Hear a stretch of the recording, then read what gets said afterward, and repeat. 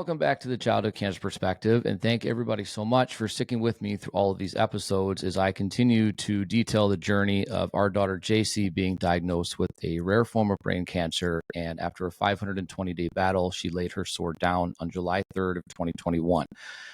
I have used this podcast as a way to share stories from behind the scenes as a parent's perspective and also with my children as a sibling perspective. So now I'm having the opportunity to share it with my good friend Coral here to share her story and talk a little bit about her perspective as well.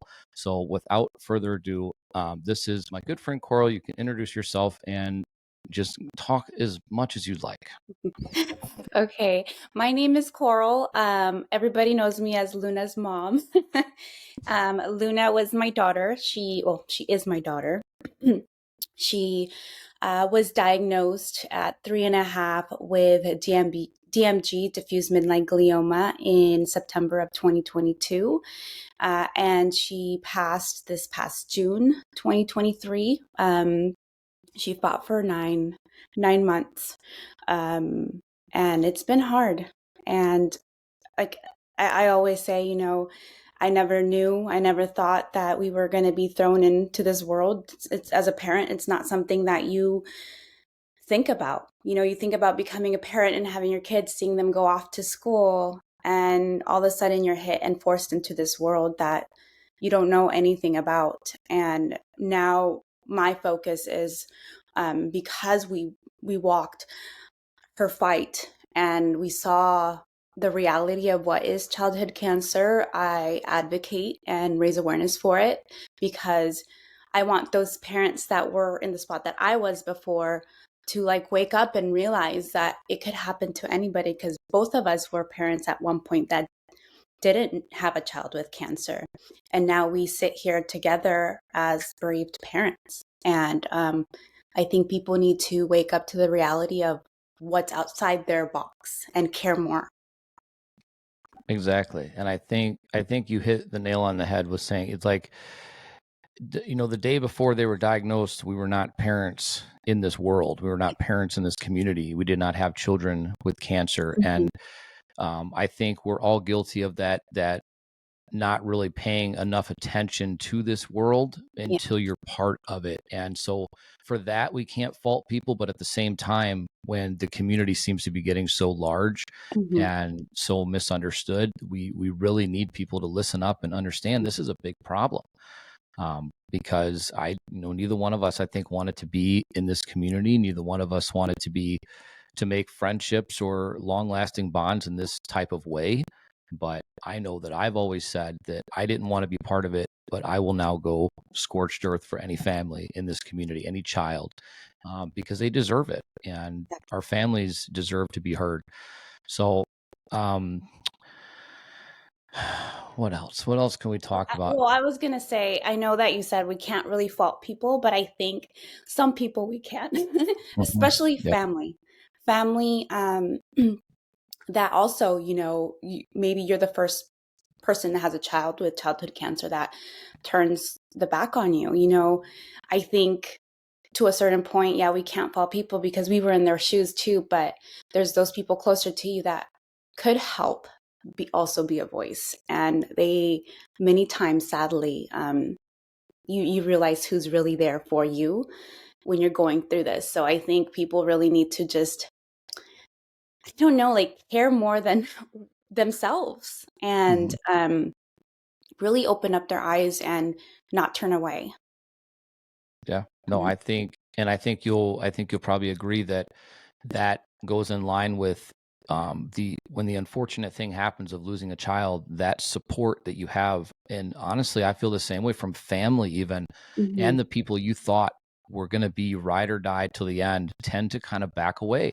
Yes. And you lose a lot of that support, a lot of that, not hand holding, but people that just you thought were, you know what, I'm never going to have to worry about counting on this person. And then all of a sudden, nothing. They're gone. Yeah. Yeah. Yeah, it's incredible. And I think family is too. It's one of those things where they're like, well, they're in a better place now and you probably need to move on and you need to get on with your life. And it's a shame that people, we don't want you to understand what we felt like and what we went through, right? But we want you to realize that we're still people. And when anybody asks me how many children I have, I always still say 3, and I will always say that I say forever. 3 as well. I Yeah, say 3 as well. And sometimes I still, talk about her in the presence, like she's still here, because in my heart, I still feel her, even though she's not physically here. But that's very true. And a lot of people say, oh, well, it's because I don't know how to show up for people. I don't know what to say. I rather not say anything. And the reality is it's better to you to say something than to not do anything. Like, I always say, be straight up with people. Like, if you don't know how to show up, like, hey, I want to be there for you. I just don't know how. But just know that I am here. Something that, it's better for me to be like, you know what, she did reach out or he did reach out, than saying, oh, they forgot about me. yeah, My daughter passed and I was no longer, a person in their life. Or for me, and I don't know, and I'm sure you feel the same way, is like, I like to hear Luna's name. So I always say, people, like, if you don't know what to say, just thinking of you is always a good text. It's always like, you don't have to really address it, but just let the person know that you're there. yeah. No, it's that, we had a personal experience with somebody, that a friend that I was very close to was actually the very first person that called when JC was admitted in the very beginning and diagnosed. The very first person that called, and he was like, whatever you need, whether it's money, whether you need a ride, whether you need somebody to talk to. And this was somebody that called me and cried on the phone. Well, I'm in the hospital gift shop, and he's on the other end crying because he feels so bad. And I thought for sure, this is somebody I could always count on. Mm-hmm. And he was the one, and I've actually mentioned him in a podcast in the past, that he's the one that disappointed me the most, because I thought for sure I would never have to worry about that support. Mm-hmm. And his response, to never to me, but was to somebody else, was that I don't know what to say to them. I don't know what I can offer them. So I feel better just ghosting, essentially, just backing away. And that, to me, like, when you're first diagnosed, unless you have a community of people, Mm-hmm. you're with blinders on. You have no idea what you're going to go through. You don't have support from the pediatric cancer community, because at that point you don't even know it exists. Mm-hmm. And now you're going through it with your friends and your family, and then they just disappear. And we need that support when they're going through the treatments, when they're NED, when Mm-hmm. they pass away. We need that support all the time, because what you see on the outside is not what we feel on the inside. And that's what I really would love to try to get that point across. Yeah, yeah, you're 100%. I agree with everything that you say. It's not just and when we talk about support, I feel like people need to understand it's not anything truly monetary or anything. It's emotional, and just knowing that if we need that help, because childhood cancer, especially when you're inpatient, like, throws your whole life around, your whole routine.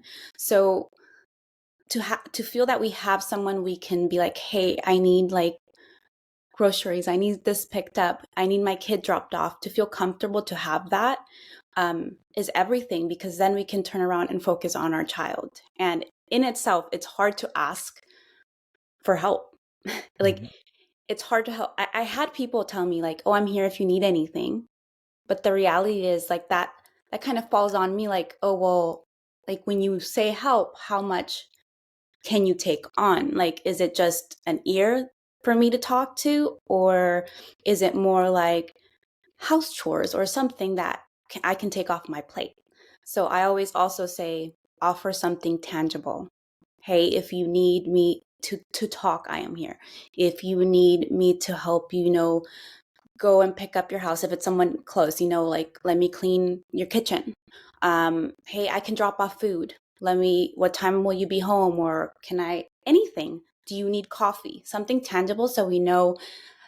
So there's not that awkwardness, and we feel comfortable, like, okay, this is a person that I can go to for food. This is a person that I can go to for anything that I need at the house.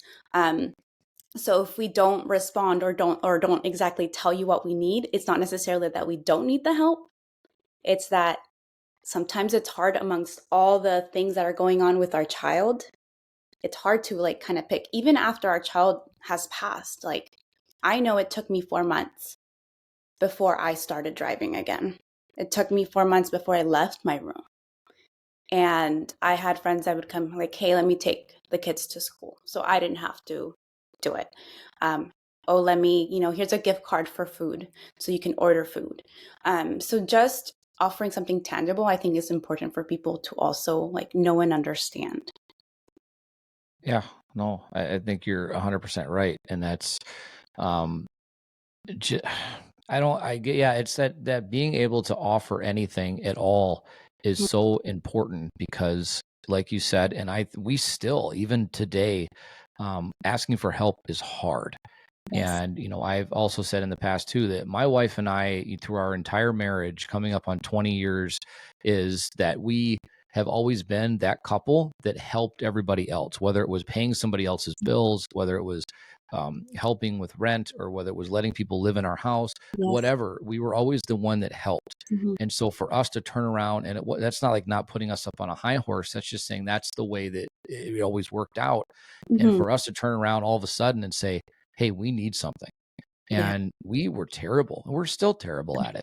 It's saying, hey, Same. we need help in this. We need you to come do this for us, or we need this. I would rather, I guess I've just always been that kind of person to do things on my own or find a way to do it on my And it's own. not pride. And I think I want people like directly go to, it's like, oh, you're just prideful. And it's not that. It's hard because I always say that too. I'm always a person that goes, oh, how can I help this person? Like, I've always been that way. And I always say, I'm a giver. I'm not really a receiver. It's hard for me to receive. Um, but yeah, it's not pride or anything. And I think a lot of people think it's that. But the reality is that for me, at least, I thought about how shitty it was to be in this situation, how much it sucked. And I guess in a way to kind of put that on, I felt like I was putting my life burden or my situation on somebody else's life because I didn't know if they could take it on in any aspect, whether it was talking or anything. So I think that's what it was hard for me to receive because I felt like doing that would um, just kind of burden them. Although I know it didn't, but in that point in my life, it was that it's just, I'm a giver too. Like, I'm a giver. Like, I love to help. And that's why with the foundation, um, I try to help as many people as I can and make a really impactful, um, like change in their lives, whatever it is, whether it's something, an experience or something for the child. Like, it's hard. I never want anybody to feel that way because we've been in the trenches and we know like how it truly is.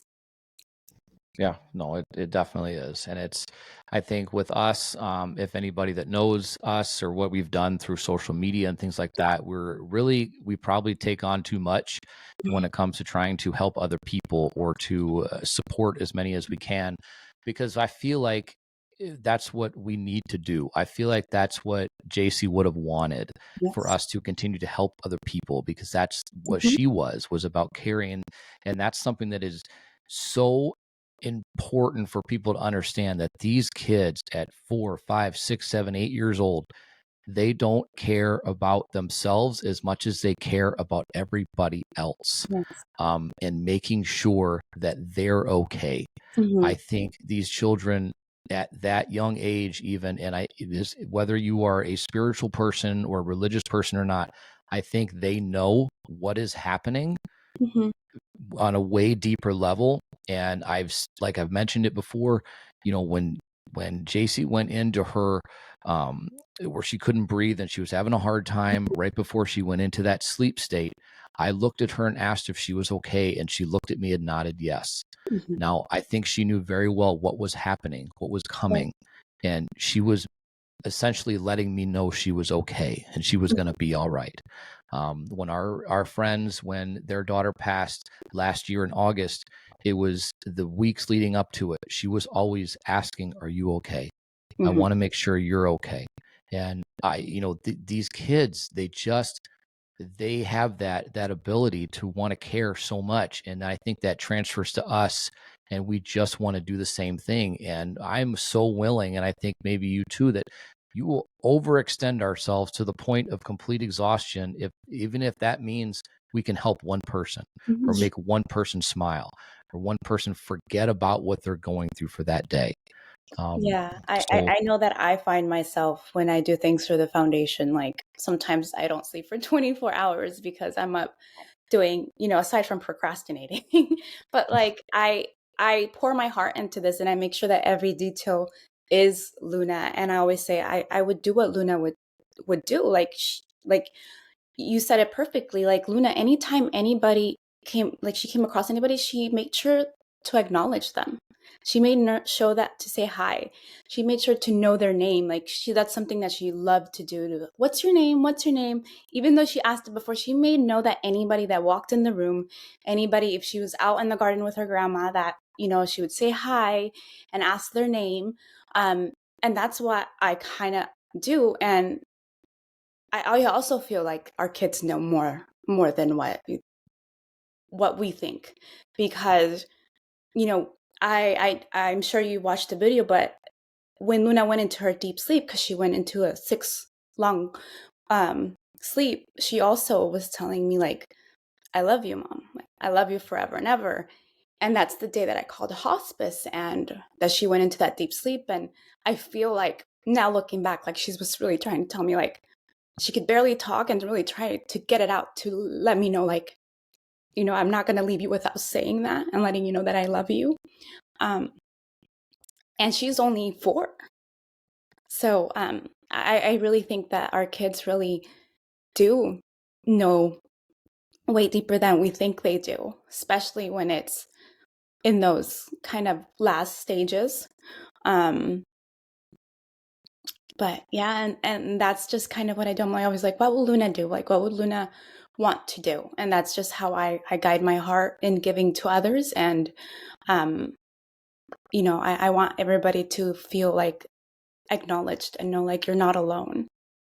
yeah, and that's unfortunately, we a lot of us in this community feel, I think, that we are alone in this fight and alone in this battle. And um but just in our time since January of 2020, I've seen, whether it's fortunately or unfortunately, I've seen this community grow exponentially. But the community of support, I think, that we've been able to build, and everything we've been able to work for with our organization and with our social media presence, is something that I'm very proud of, and very then I finally don't feel alone in this fight. I feel like we have a leg up, and we're going to be able to make changes and make a difference. And that's the ultimate goal. Mhm. I think, is for any of us to be able to just not be needed anymore in this space, to be able to have made a change and impact big enough that we don't have to be here doing this, because this is no longer a problem. Yeah. And that is the goal. That is the Mm. hope. But so so tell me more about Luna's Everglow. So Luna's Everglow, of course, it's founded in honor of my daughter Luna. And Everglow, she was a big Coldplay fan. So we wanted to do, first, I'll tell you how the name came about. We wanted to do Luna's Light, but Luna's Light was already kind of taken, because everybody, when they think of Luna, they think of a light. Like she was just, like I told you, like she loved people, and she, like, you felt her love when you were around her. And we are like, we want to continue to spread that around the world to other families and children affected by pediatric cancer. And she was a Coldplay fan, and there's a song called Everglow, and it says, the light you left will ever glow. And it talks just kind of about that. And then her dad is like, why don't we just do Luna's Everglow? And I was like, it sounds kind of, it doesn't like flow at first. I thought about that.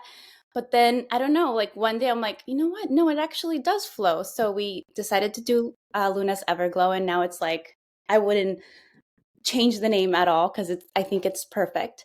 So what we focus on is truly making impactful um, just experiences with children.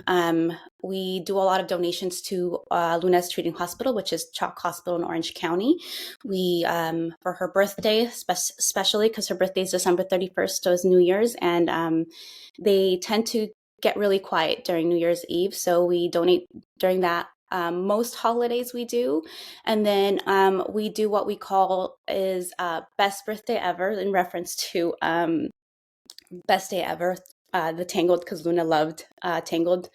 And we do birthdays for children that are fighting cancer. And we have a party planner, a lot of vendors that kind of come together and make a kind of a memorable birthday. And these are kids that may have a terminal diagnosis, a kid that, we don't know if they may or may not get another birthday. So we try to kind of step in and create those moments for the child and the parents. And we also do experiences. So we've sent our kids to Disneyland or Legoland. We've done that as well. And something that I'm working on is the bereaved parent kind of grief part of our foundation, because again, a lot of the times when your child passes, it's like people let go of the family, they let go of the parents. So I'm working with the hospital to create what I want to call forever and ever boxes, like that includes things that I know I treasure most from Luna, like hand molds, like recording of the heart. I don't know how it was for you. I know you guys were home, but for me in the hospital, everybody was scrambling, like different departments, like music therapy, social workers were kind of scrambling to find the things that we needed. And I want to kind of curate a box that has everything, so there's not that much chaos when that is happening, and a parent doesn't miss out on something. Like, I know a lot of parents don't know that you could get their heartbeat recorded with music therapy. So something that is just like here, like this is something they have at Chalk. They have some, but they're these tiny boxes for usually NICU babies. And when we talk about oncology, it could be, months old up into 18. Sometimes they treat, up to 21. So it's something in my heart that I've been wanting to put together. So that's what we're working on, and just grief support for bereaved parents to have a place to go to really talk about and connect. Because I feel that although therapy is important, sometimes it is more comforting when you have a parent that has gone through it, that has walked your shoes and really understands all the emotions. And that's just kind of what we try to provide, just an overall. So we do a little bit of everything, but yeah, we're new. Like I said, my daughter passed in June.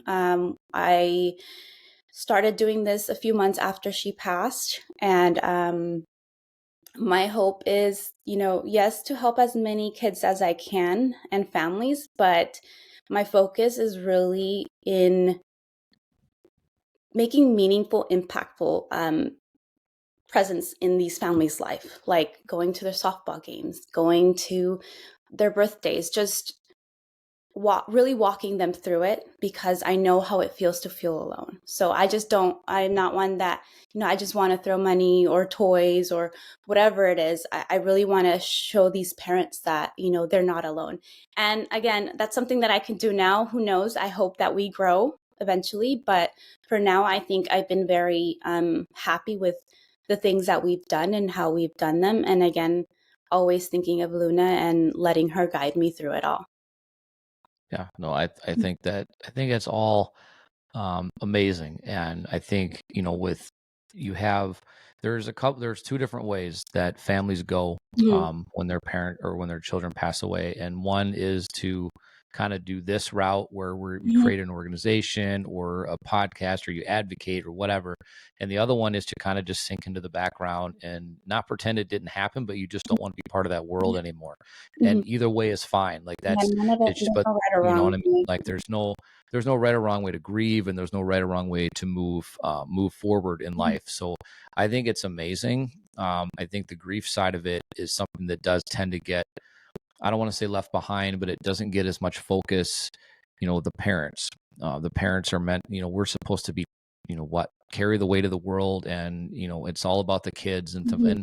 and which I agree with, but we do, we need support as well, especially after a child passes, because we are trying to navigate what we do if you have other children. And I've said in the past that if you have other children, and you have a child that passes, I think every year it gets harder, because you are seeing your other children accomplish things. I have my daughter's graduating high school in a few Mhm. months and going to college.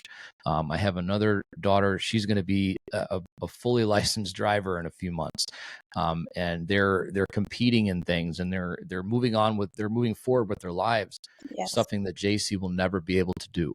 And so I think it gets harder every year. So that Mhm. support needs to follow you through your time until you physically turn around and say, "Hey, I don't need it anymore," or give it to somebody else. But Mhm. we need it. Mhm. And even if we say we don't need it, I Mhm. think we need that support. And something that the other thing too is that I think is really important. And again, this is not me advocating for myself, but I think, generally speaking, a group of people that don't get a lot of maybe um, eyes on them, or we don't get the necessary support, whatever, is dads or fathers. Because I think a lot of people associate, if your child is sick or if they're going through something like this, you see the moms on the Yeah. forefront. And again, nothing to take away from anybody, Mhm. but I think just, I don't know, I I think grew up it's in the easier. 80s, you know what I, I mean? I It's, think it's easier for moms to talk about their feelings and emotions. And for dads, it's a lot harder to kind of break that and really, because it's hard. It's hard. And it's a world that really shows you some things. Like what we show is only a glimpse of what we see. And I think it's harder for dads to open up to their emotions and their feelings and talk about and feel comfortable to talk about it. um and I know a lot of dads just kind of hold that in, and it's Mhm. important to have that support for them too. um because for I know for myself, like, we cry and it's like, okay, that's fine. But some dads, and it's understandably, don't have that in them to open up that way, or feel like they can, because there's not many that really talk about it. So it's important, I feel, to have a dad's perspective on it, to kind of make those connections. Yeah. No, I think it's something that's extremely important. I think that, like I said, I grew up in the 80s and the 90s. It was, maybe that's just a generation of it. I don't know that, I always felt like, from, my family perspective, that I was, my parents divorced when I was 6. So Hmm. I was the only man in the house, if you'll say it that way. And I always felt like I had to carry the weight. I had to carry and shoulder everything. And yeah, I break down. I probably break down more than my wife does. Hmm. But I also feel like I feel like I'm supposed to carry the weight. I'm supposed to not show it. I'm supposed to put on that hard exterior, like, Hmm. what it is, what it is. I don't, nothing bothers me, when in the reality of it is, when there's no camera on me and there's nobody looking at me, I may be going through the worst time of my life, Hmm. and it's hard to find people that you can actually sit down or just feel comfortable, Yes. as as us saying, okay, hey, I really need to talk because I'm having a bad day, not, hey, we need to go out for a beer. Like, there's a difference in how you can cope with that. Yeah. And I hope that, more fathers and more dads and can feel more comfortable. And it's okay to open up. It's okay to ask for help. It's Hmm. okay to be vulnerable, Hmm. and let your guard down, because we're all here to support each other no matter what. Hmm. I completely agree with that. And it's good to have people, dads like you, to have platforms like this to talk about it, because maybe they aren't ready to just talk about it, but they can listen in and really kind of see, like, you know what, like I'm not alone, and there's other dads out there kind of going through the same thing. Yep. Yeah, it's definitely something that is important for people to understand. But I think, moving forward with this, it's just, again, a way for us to communicate and connect with everybody, and connect with the medical world and the political world, which is a whole nother ball game to deal with. It's not fun, it's not exciting, and it's definitely, it stresses me out more than sitting in traffic. It's horrible. Yeah. But that is an unfortunate side, that political side, that we need in order to make changes happen on the permanent level. Yeah. I've been told by many people, my family included, that Mhm. my voice is not loud enough by itself to Mhm. make a change.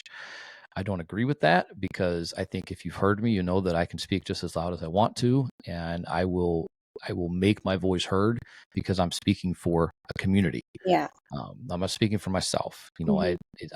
I think, like most parents, I would have taken this from JC at any point in time. Mhm. I would have taken this fight from her at any point and said, Mhm.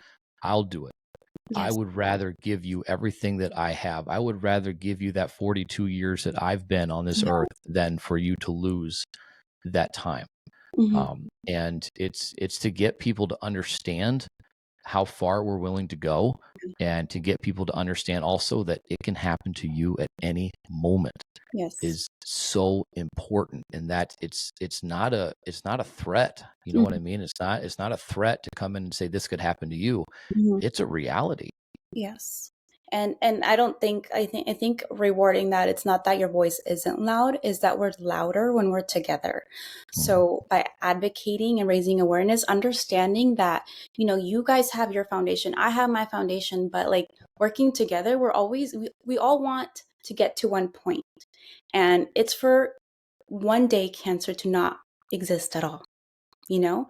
And the only way to get that is being louder together. Like the more voices we have, the more people will listen. And that's something that I really want people to understand, because a lot of the times we're shamed as parents for sharing our kids' stories. But the reality is that childhood cancer is not pretty. Childhood cancer is not this, I'm going to say, bald kid in a hospital bed in a commercial. It's not. Mhm. And people need to understand how it affects. And the only way to do that is for people to see the reality of it, um, and not turn away, and not shame parents, because the reality is we don't do this for clicks. We don't do this for views. We do it because we've lived it, we've walked it, and we want to advocate and raise awareness so it stops happening. It just seems like it's when you're in this, you realize how bad it's getting, and like you've said, we're growing, and it sucks that we are as a community growing, but it's also kind of, you know there's more of us to kind of speak up. But I think it makes a big difference when there's someone that has nothing to do with the cancer world to step in and be like, you know what, I'm going to advocate for you because I see you, I see your child's journey, I saw their fight, and I care enough. And we're louder together. Yeah, no, you're absolutely right. And it's the one, and I will say this for anybody that listens, that the one place that you will see so many people come together, and so many people that have no connection to the pediatric side of this, is CureFest. It is something that when we went the first year in September, that was just literally 2 months after JC had passed the first year we went, and it was hard for us to be there. But we also felt this incredible sense of family and community with so many people that truly understand either what you're going through, or they sympathize in a way that you feel like they actually care. Because just anybody coming up to you, and I'm gonna tell you now, your family comes, hey, I know how you feel. No, you don't. No, you don't. I've gotten this from I've gotten this from my family. I've gotten it from my wife's family. We know how you feel, because my My husband passed away. Listen, it's terrible, but as a kid, it is different. Okay. It is so different. There's no way to explain what it's like to lose a child. And the only person in my life that understands even a hint of what we are going through is my grandmother, because my uncle and my aunt have passed away. So she technically has lost children, but they were adult children. Mhm. Okay. They weren't 4 years old or 8 years old. It Yeah. is a different feeling. But being around people and being able to meet people that will either fight for you or fight alongside you is an Mhm. incredible feeling. And it's an incredible thing that the only thing I wished more about CureFest is that it was held during a time when Congress wasn't out of session, so they could actually see Totally. you there, actually see you walking the halls, going to the Capitol, the White House, whatever, Mhm. and actually showing up and giving a damn is what I would love. Yeah, I agree. I last year was my first time going, and I think it was 3 months after Luna passed, and it was hard, but um, it felt like when, especially during like the tabling, it felt like comforting, like a comfort, like you were meeting people that truly did understand. Because I agree, I've lost, grandparents, I've lost uncles, and it sucks, but it's not the same. Even I've had a miscarriage before, and that was horrible, but it doesn't compare to losing a child. It like there's truly no greater pain, and being surrounded with people that understand you because they've walked it's a different feeling. And I agree. I wish that it was. I kind of understand why they do it in September, but I also wish that it was at a time where people are really there to hear us, to see us, to like be like, wow, there is people that need this. Because I feel like in their mind it's just like they they know we're there, but they're not really seeing us as a whole, Mhm. which sucks. So yeah. Yeah, it's an unfortunate thing. I think it's probably one of the, I mean, that downfall, beside the fact that you don't ever see any like news coverage, right? You don't see any news trucks out there that are shooting this big rally or anything like that, which is terrible because they cover everything. Okay, they cover everything, that's whether it's important to you or not, they Mhm. cover everything. And this is one that I think is just, it's a missed opportunity, and it's a shame. Just in our personal life with the organization, we have had many opportunities for news channels to come and cover what we're doing, Mhm. and not because I want to be on the news. I could care less. It's because we want everybody else to see what we're doing, because what we're doing means that more eyes on it. That means there's a one supporter that wants to come in and help you. Mhm. And it's not always, yeah, sometimes it is financial, because as a nonprofit, you need donations in Yes. order to keep Yes. running. But And you also need support, people that will say, hey, I will be there for you, our company will be there for you, whatever you need, let us know. And you build those relationships.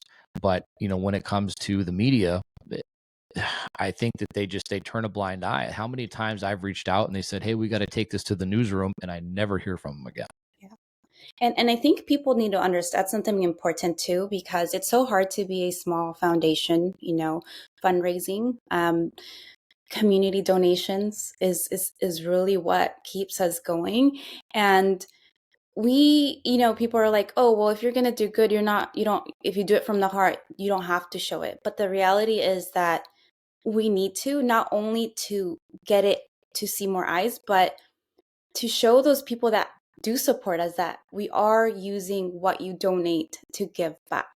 It's not something that we're pocketing, because I think you work the same as us. Like 100% of our donations go directly back to the children and families. So we don't get anything.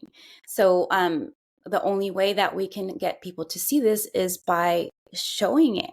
Like, this is what we're doing with your donations. This is what the difference that we're making. The As small as it could be, it makes a big impact in these families' lives. And Yeah. I think the media is needs to do a better job at really showing those important stories of these children that are fighting, that deserve to be heard. Yeah, no, they absolutely do. And then, you mentioned them before without mentioning them by name, but there's a certain organization that needs to do better marketing, and that's it's not because you need to show scary things but you need to show reality.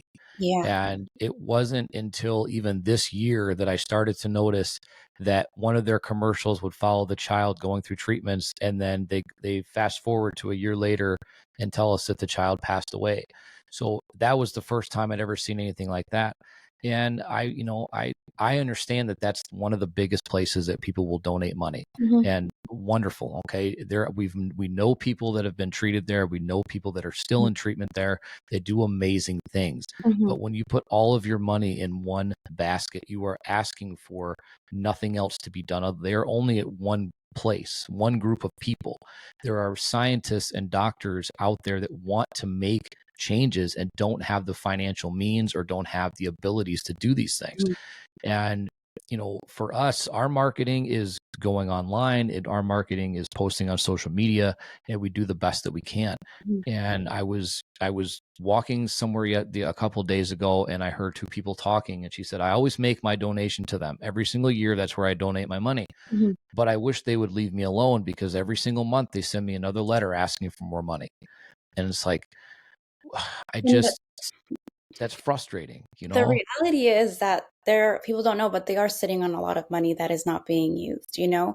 And yes, I know that hospitals use some of the um, research that they've gone through. However, I always say, we're not saying not to donate there, but we're saying broaden your donations. 1 month, donate there. Another month, donate to another foundation. Donate to a research for brain cancer. Don't like. There's so many other places that your money can go to. It doesn't just have to, like you said, go to just one place for months, for years. If you truly want to help, you broaden your donations.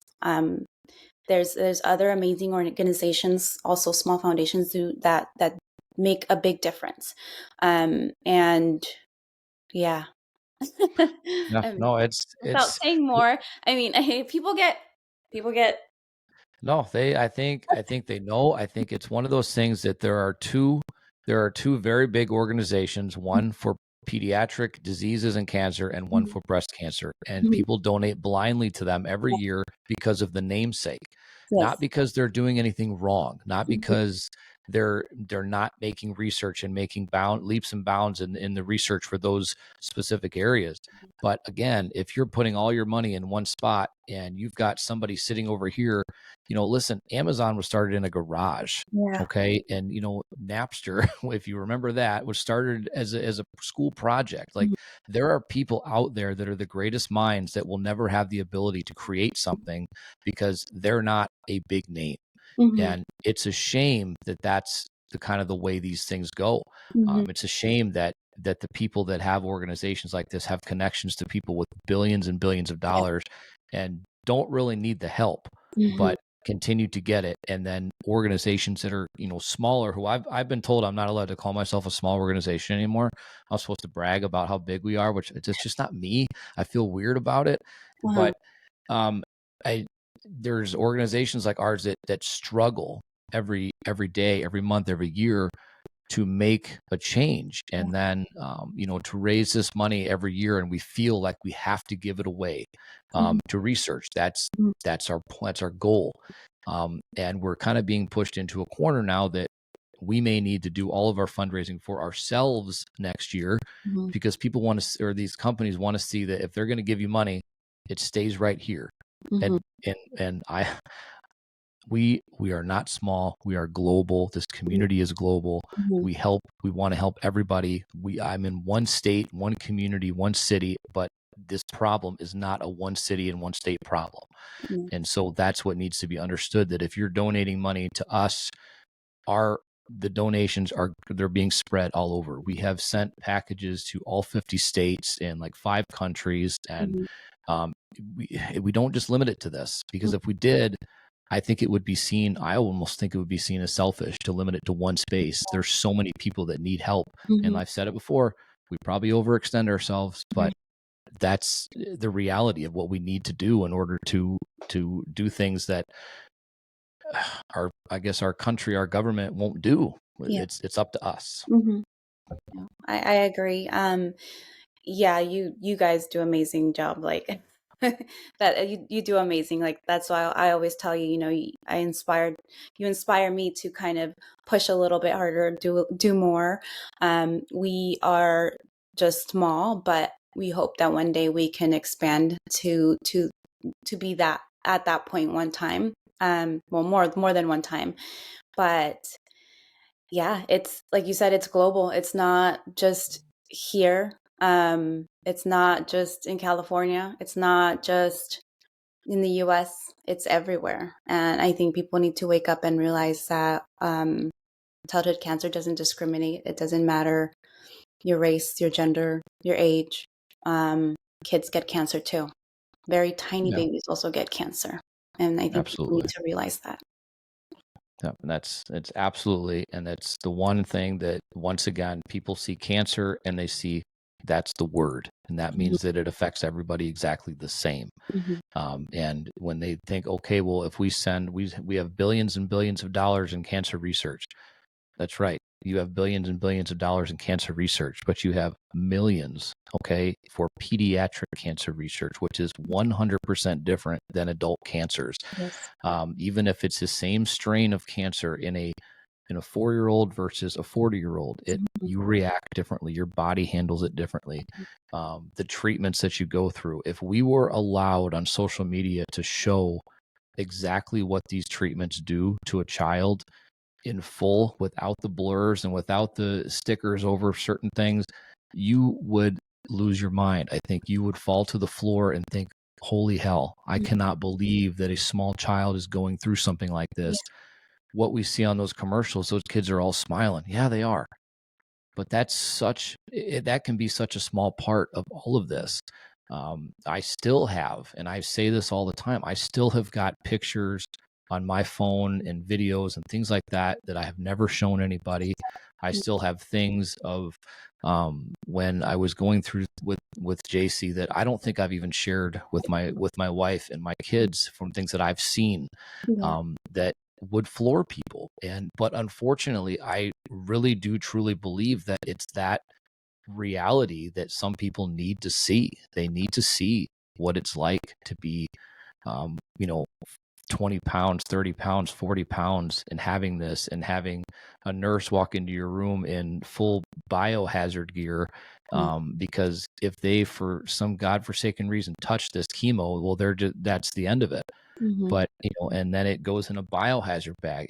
The hoses, the cords, the bags, Mhm. everything. You can't touch any of it. And if your child is if for some reason using the one type of drug which JC was on, called Mhm. thiotepa, that excretes through your pores, Mhm. and you get that on you, it will burn you. Yeah. What the hell is it doing to the inside of these children's bodies? What is it doing to their psyche? Yeah. If you've ever seen your child go into a locked in the box state because of what these drugs do to them, or have tremors that literally sit them up and Yeah. you have to lay in bed. These medications are made for adults, and we're giving them to these children with little bodies Yeah. that their immune system is still kind of figuring everything out in this world. And um, that's another thing, like radiation. Like Luna was 3.5 when she was diagnosed, and they were like, "Well, we probably may not even be able to do radiation because at that age, their brain is so underdeveloped that it still can do so much damage." And that's something that people don't really talk about, how I know personally some children that have not passed from the treatment, but I mean, have not passed from the cancer itself, but from the treatment, because it's so harsh on their little bodies, especially radiation, like radiation necrosis. Like it just shuts your child down so harshly, and people need to like really see that it's the reality that these kids, some of them are, there's no evidence of disease, but the treatment in itself, because it's so harsh, it's so toxic, is just the reason why they're passing many of the time, sadly. For Luna, we believe that part of it was progression and part of it was the radiation necrosis, just because of the way that she passed. And it's hard because as a parent, you're given, there's for Luna's type of cancers, like, we were told initially she's not going to survive this. Like the day that we got her diagnosis, they're like, there's stuff that we can try to prolong her life. Of course, we always kept her quality first, more than quantity. But it's like DMG and DIPG, there's no protocols. There's no roadmap. Where there's nothing that has been shown to really work for this cancer. So it's like, what do you do as a parent? Not knowing anything about cancer. And it's like, okay, well, what do you want to do? You're left with clinical trials. And clinical trials, again, is something that people don't understand, that there's different phases. Like there's phases where they're just testing safety. They don't know if it's going to work. It's just something new that they might have seen on lab rats, but they're just testing safety.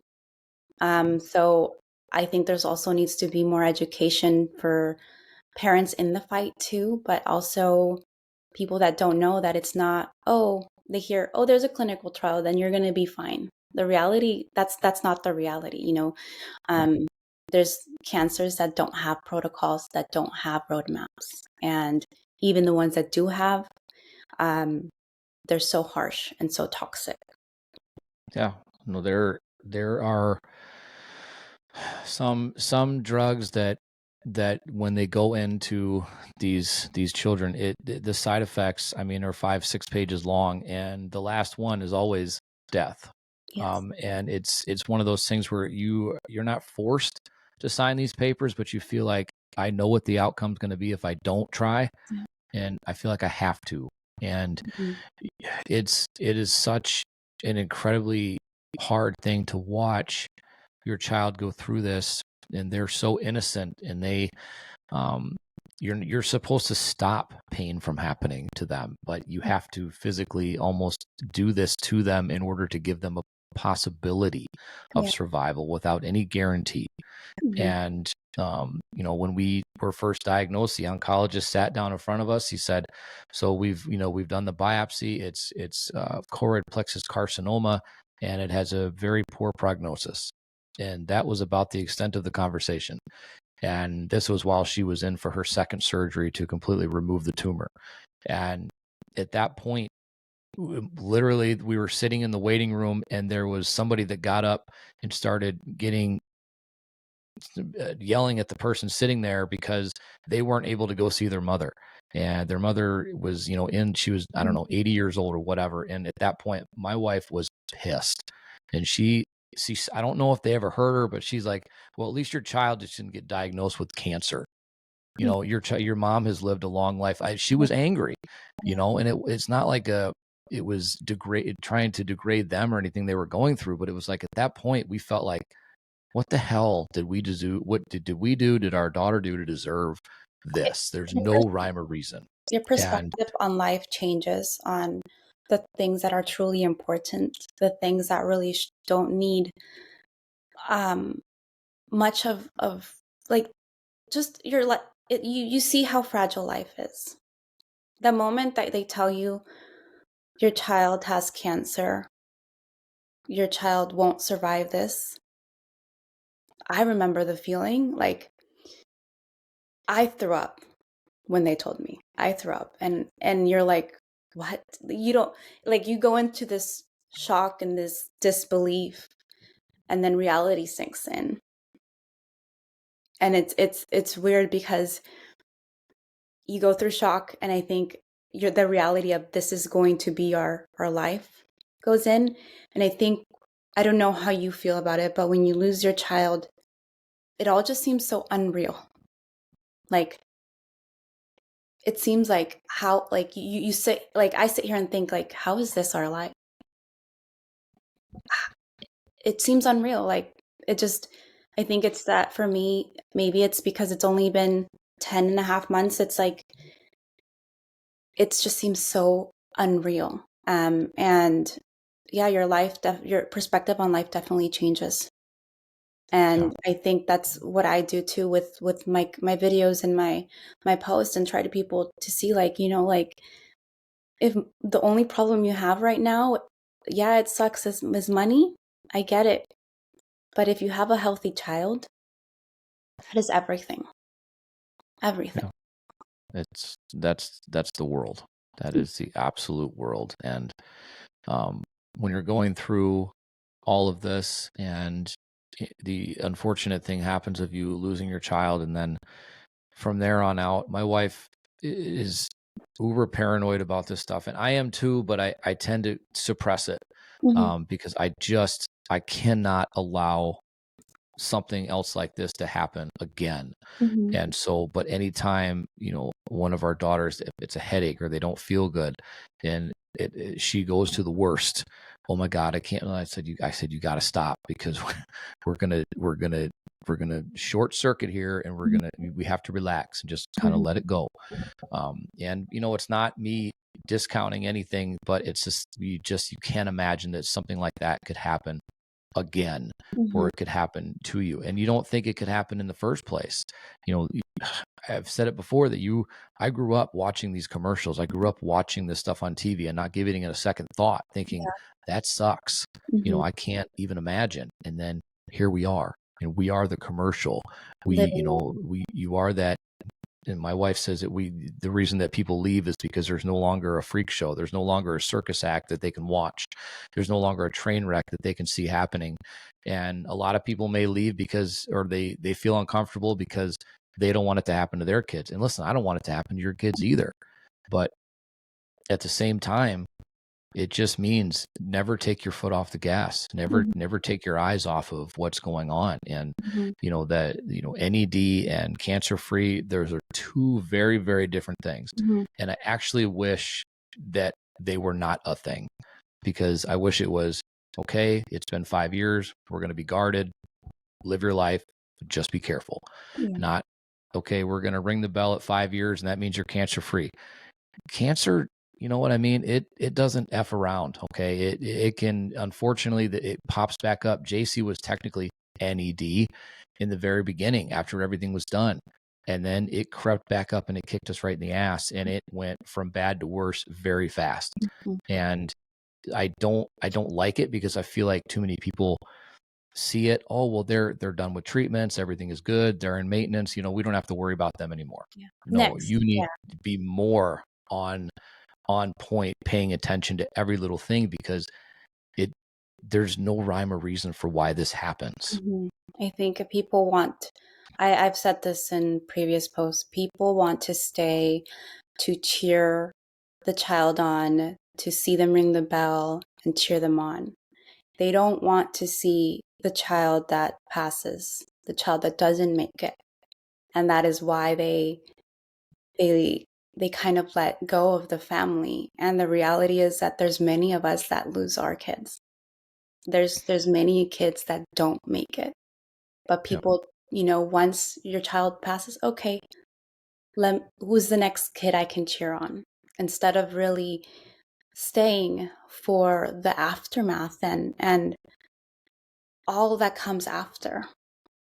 Yeah. People, it's it doesn't stop there, because as a parent, then you're left with, and it continues. It's like you don't even have time to just breathe. Okay, your child passes. Now it's like, okay, well, now you have to go and make arrangements for your child. You have to make decisions of sitting in a room trying to know if even then you're making the right decisions, picking out urns or coffins. Like it continues on, and people don't understand that. And the reality is people want to cheer on for the kid that's going to ring the bell, not the kid that's going to gain their wings. Yeah. No, they absolutely do. And I think it's something that we see very prevalent on social media. Hmm. It's, if you get kids or you get families with really big accounts and they follow them, they follow them, they follow. And then if the child passes, then you start to see the support dwindle a little bit. I mean, maybe not for everybody, but you will see that back off. And I said it just recently, is that we get too many internet doctors that want to tell you how things are, how things should be, or that we don't understand things because we don't have a medical degree. But we don't get to clock out. We don't get to turn this off. This is our life moving forward. Even if we chose to never be out in the public and never put our stories out there, we still have to live it every day. Yes. And you still, like we still have other responsibilities, other children that you have to Life care doesn't for. stop. Life Yeah, doesn't stop. the bills are still going to come in, and the school's still going to happen, and sports are still going to happen, and you have to be there because you're a parent, Yes. and you have to somehow shoulder this weight that everybody that tells you that you don't understand because you're not a professional, they get to leave it and go home. They get to leave it behind. And we've met some of the most incredible nurses and doctors and some shitty ones. And the best ones are the ones that truly try to be there for you in the time that they have and are there for you afterwards. And I still speak to our social worker, even 3 years later. I still speak to the child life specialist that JC just was in love with. I still stay in touch with them because they're incredible people, and they were part of our story, and they were at her funeral, and they were there for us when we needed them, and they're still there. Um, and those are people that we didn't know up until that time, not people that you had your whole entire life that disappeared. These people didn't know you from anybody, but they're your closest allies and your closest advocates when you need something. Yeah. And it's amazing, but it's sad at the same time. Yeah, I agree. And it comes to also, talking to, like I mentioned before, sometimes it's easier to talk to someone that's been through it than a professional, like say if it's a therapy that doesn't really know. They only know because they went to school for it and they studied it, but they don't, they can only understand you to a certain extent, to a certain point. Um, and it comes with, other people, like, and talking about loss of, parents, loss of um, other people outside of a child. Like they can understand you to a certain extent, but I truly commend those doctors, those nurses that really take the time to keep connected with us, and really truly still check in.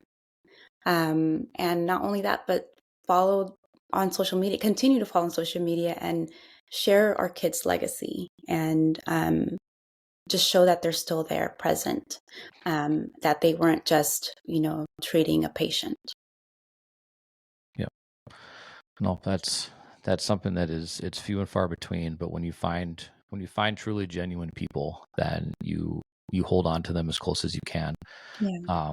I mean, this here, and social media in general, and the organization, like that's my therapy. That's my ability to deal with everything and be able to make a difference in the positive for somebody else, and hopefully maybe I give advice in some way, or maybe I give insight in some way that helps make a difference and extend the life of a child, or it just extends the understanding of somebody that's going through it, or maybe it promotes you doing more research, whatever. Or it makes you laugh. I don't care. I just want to be able to make a change and make a difference in some positive way. So, professional therapy, yes. In the very beginning, my wife was very much so that I needed it. But it wasn't fighting it. It was that this is what I do. I throw myself into my work. And I think that's, I don't think it's a bad thing. I think as long as you know where you can kind of cut off when you need to, and you don't overdo it, then it can be a very therapeutic thing. And this to me is more therapy than sitting in a room talking to somebody that I don't know, that understands only because a book said so. Yeah, I feel you on that, because I mean, only a month in, we did our first, donation with Loungefly to Chalk Hospital.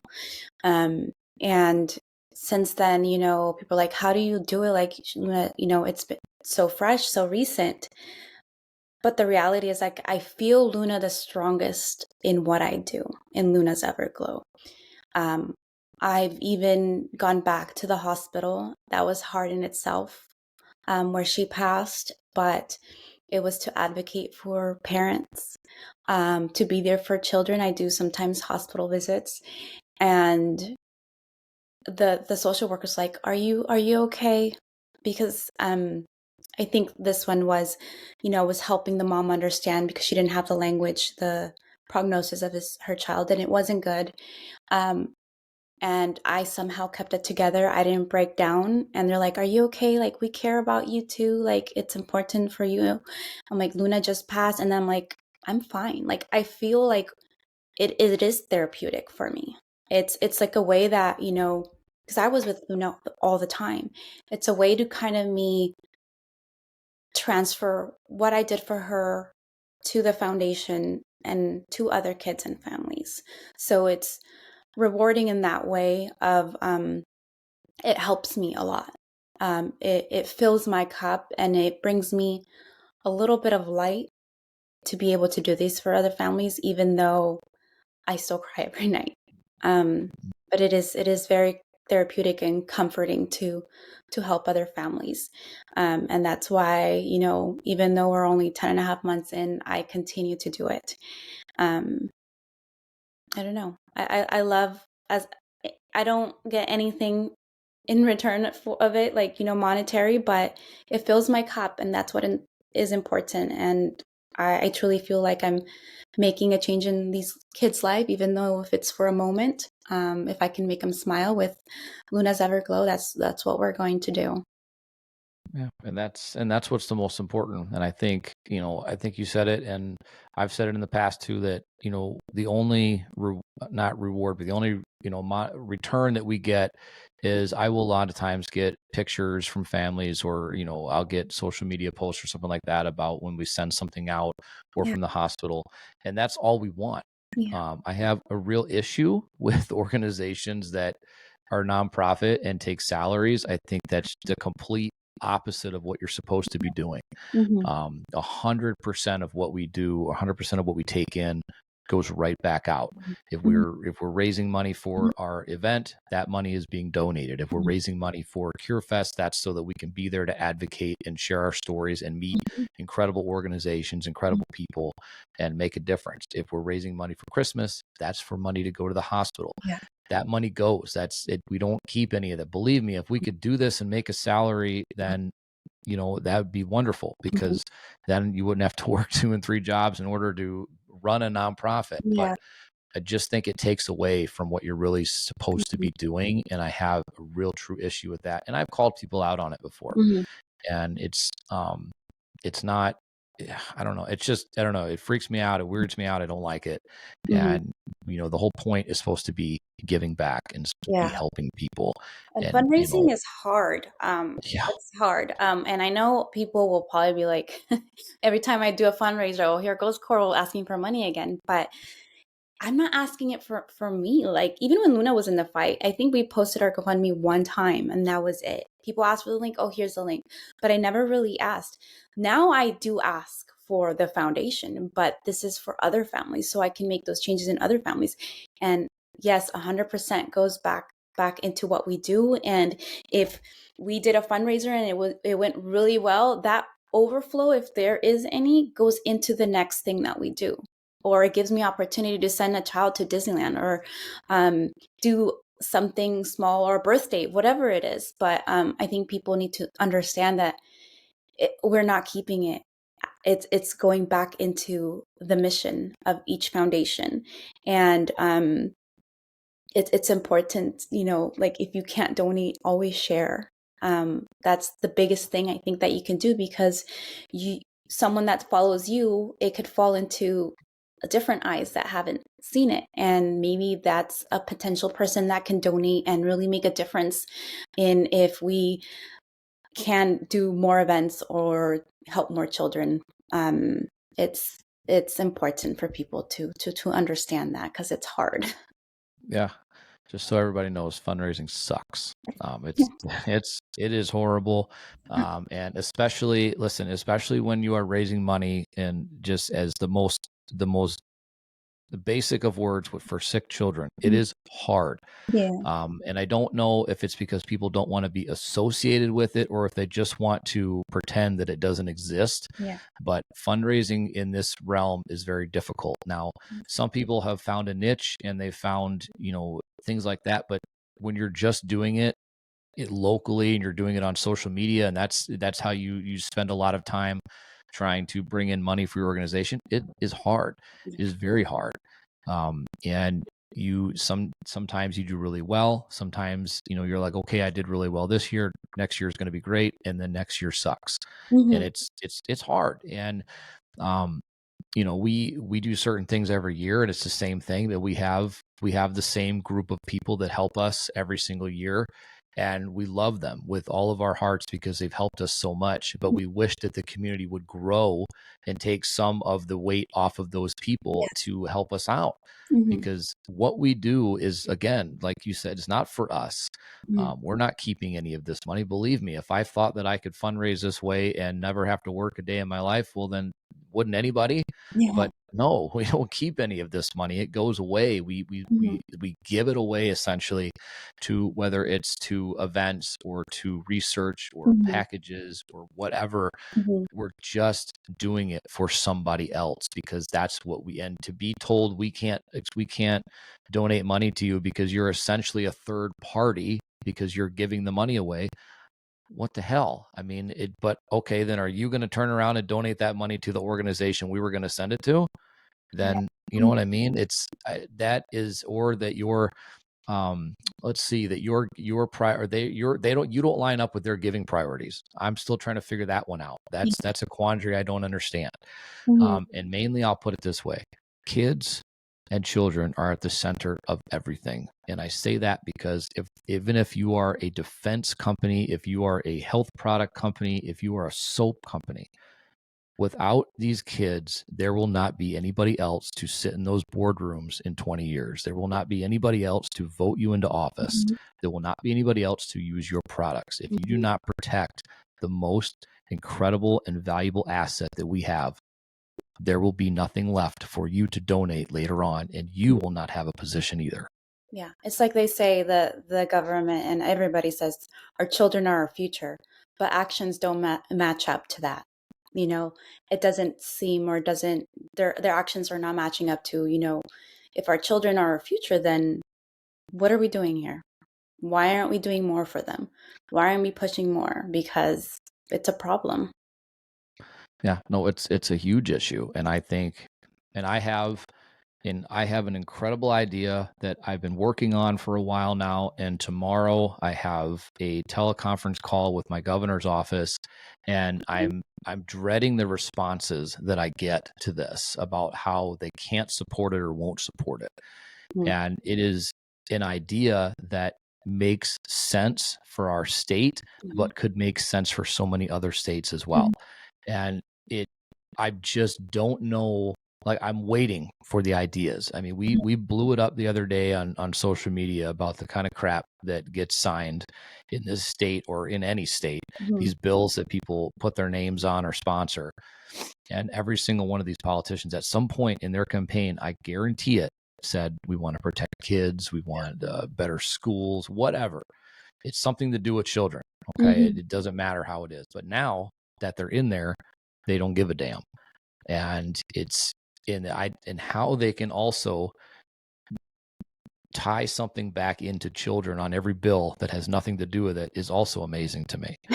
But I don't get it. It's really kind of a cool trick, but I don't understand it. And so I think that this is something that makes a lot of sense. And if you have a governor or a politician that truly cares about their state as much as they say they do, that you should be doing everything to protect everybody in it and the future of it. Like, Yes. I don't understand it. No, I completely agree. Yeah, 100%. Actions need to match up to their words, and to this day, they don't. No, there's far too much. There's far too much speaking, around the bush and things like that. That we'll do this, that, and this, that later, and all that, and you end up you never get the phone calls and never return and you're kind of pushed to the side again, and you sit and you really just kind of question and wonder what is truly important if And it's you not our firsthand children. know this because you've done a lot of like lobbying, a lot of, JC's law, so you know firsthand how truly their actions don't match up to what they say in their campaigns, and that sucks. Yeah, no, it's terrible. I don't, I just will never understand it. And as much as you're told no, the reasons are always, well, if I support you, I've got to support them. It's like, no, you don't. Mhm, You support what you want to support. That's kind of the idea of choice, right? It's mhm, just because you said yes to me doesn't mean you have to say yes to their campaign. But at the same time, if you have to say yes to them, then I say, then if they're not getting off of their ass and going and doing the work that I'm doing, then I really don't care. That mhm, doesn't bother me. And it's not that their campaign's not important or their cause is not important, mhm. but go out and do the work. Yes. And if you go out and do the work and you knock on the doors and they say yes, well, then fantastic for you. Mhm, But I don't, when you're lobbying for your own cause and your own campaign, that's what you're there for. Much like when I say, when you're in the doctor's office, you are their only patient at that moment. You advocate your mhm. cause, you advocate your choices, your questions at that moment. I don't care what he's got to do the rest of the day. Yeah. You're here right now. Mhm, And it's the same way with lobbying Congress and your senators and congressmen, is that at that moment, you are their appointment. You are their mhm. constituent. They listen to you. If they're late for something, oh well. Yeah. So that's my rant on that. I could go for hours when it comes to politics because these people all drive me nuts. But um, come hell or high water, I promised JC that I would get something done for the future of this Mhm. country and for all of these kids, and I will get it done. And until that day, the mission is not complete. So Yeah. that is my goal with that, and I will not stop until it's done.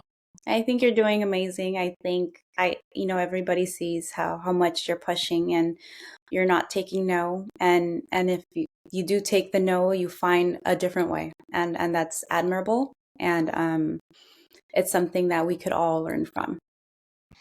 And I appreciate that. I think that it's a lot of times you feel like you're kind of banging your head against the wall and nobody's really listening or no one's really seeing it. Um, but it's nice to know that what I am doing, whether I feel it's small or large, I think is being seen. Mhm. And even if people take note of what's happening, then that's a positive move, because that's more people that are willing to support what we're doing in the long run, which will then ultimately create the change that we hope for. Yeah, I agree. Mhm. So that's a lot that we put in there. Is there anything else you would like to add in the end here? Just I guess reiterating the fact of don't turn away when we tell our children's story. The reality is that, like both JC and Luna are not here anymore. So everything that we do is not just to keep their legacy, here and carry their legacy, but it's to help every child that's currently fighting, every child that's going to have to fight that doesn't know it yet. And I know you might think we're annoying at some point, but if you think that, then we're doing our job, because we're not going to shut up. We're not going to back down because we lost our child to this and we know how precious life is and we want it to stop. So don't turn a blind eye to it. Don't push us aside. Really listen and share and get the word out there, because it's important. And I'll say it again, we are louder together. Absolutely. I 100% agree. And the more voices we have, the harder it's going to be for them to tell us no at some point. Annoying is part of my campaign. That's definitely something that I use, and being able to travel, close enough to our capital and literally knock on doors and walk into offices. I will do it all day, every day until something happens. Yes. And if you're getting to the point where you're getting tired of me, well, then I'm doing my job. And Yeah, exactly. that's you have to make people feel uncomfortable, unfortunately, to make them listen, and that's just part of it. So I will keep at it, and we will keep fighting together, and we will keep making differences on our own end, and we will I'm excited to see what the future is going to bring. I wish that friendships like this didn't have to start under these circumstances, I agree. but what we're going to be able to do in our children's name, I think, is going to be far more impactful. And our children in short 4 years, 8 years left an impact on this world that I think we're still yet to see the full spectrum of it. Yes, So I agree. so that was amazing. I appreciate you coming on here and talking with me, and we'll definitely do more of these. But I want to thank you once again, Coral, for coming on and giving me your insight and allowing me to share this with the world. Thank you for having me on here and trusting that I wasn't gonna mess up. Absolutely fine. Thank you so much, and everybody, we will see you all next week. Thank you.